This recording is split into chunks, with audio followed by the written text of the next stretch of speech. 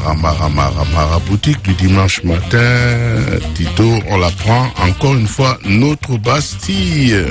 Et alors un coup de cœur comme dans chaque émission et une découverte.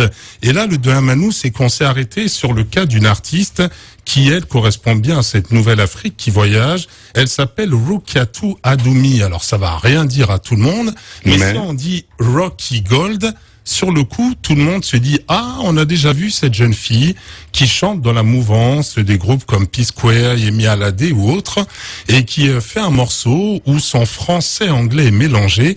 Autrement dit, il n'y a rien dans Jalousie. » Ça lui donne un bon style. Alors, à propos de Yemi Alade, j'ai connu son père. Aux États-Unis. Ah, ben ça, dis donc, c'est une révélation. Oui, qui s'appelait Art Alade et qui était un excellent pianiste. Et nous sommes connus à New York dans les années 70 et nous sommes revus au Nigeria, au Bénin. En fait, jusqu'à sa mort, c'était un très grand ami. Alors c'est incroyable parce que elle nous a parlé effectivement du fait qu'elle était d'une famille illustre, assez connue, et que les parents n'étaient pas chauds pour qu'elle se mette dans une carrière musicale qui est toujours, tu le dis, très dangereuse. Oui, mais tu sais, il faut faire attention. Eh oui, attention, dit-elle. Alors, ce qui séduit dans le concept d'ailleurs de Rocky Gold, tu as parlé de ces petites histoires et ces petits scénettes. Nous, on a le visuel pour ceux qui ne l'ont pas. C'est qu'elle tourne au quartier et elle parle une fois encore de ce phénomène de jalousie, des petites bribes qu'il y a là. Et elle défend sa musique comme étant une musique contemporaine et qui n'oublie pas la tradition. Ah ben oui. Ce qui est un peu son cheval de bataille. Je suis en train de voir, et c'est la tendance en général maintenant.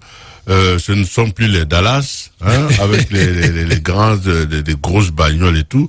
On a tendance, c'est vrai, en ce moment dans toute l'Afrique, à tourner dans les quartiers en temps réel avec les marigots, avec comment on appelle ça, avec des étangs, avec de la flotte un peu partout, avec les arbres, les plantes. Mais ça n'empêche pas d'être habillé contemporain dans un décor, ma foi, que Hollywood ne peut pas faire. Absolument. Et nous aussi, on a cette originalité. Rocky qui arrive donc avec un autre album, avec sa structure donc de Colbert Prod. Eux, ils sont basés à Abidjan. Ils ont fait le pari de mettre en avant des artistes. C'est un peu la réponse à ce fameux Nollywood en mode musical. Et eux marchent plutôt en mode Babywood, pour dire Abidjan. Et ça leur Abidjan Wood, alors. Abidjan Wood. En espérant d'ailleurs, que Rocky ira loin. Et si elle passe par ici, apparemment, de ce que je vois que vous voyez pas, il me semble qu'elle est équipée, hein. Oui, elle est, c'est vrai, très jolie, très mimi. Voilà, on peut le dire, et vraiment, on est dans le quartier. Non, moi, c'est cette Afrique-là dont on devrait rêver, parce que là, il y a une espèce d'authenticité avec la terre battue, rouge et tout ça. Ça m'étonne pas que ça ait du succès, beaucoup de succès, que les Africains se retrouvent beaucoup plus à l'heure actuelle, même pour Nollywood, même pour nos clips. Eh ben, en tout cas, ce sera une bonne chose. Il n'y a rien dans Jalousie, mais il y a surtout l'heure qui passe et François qui nous fait signe que c'est déjà la fin de l'émission. Voilà, et on vous quitte en se disant...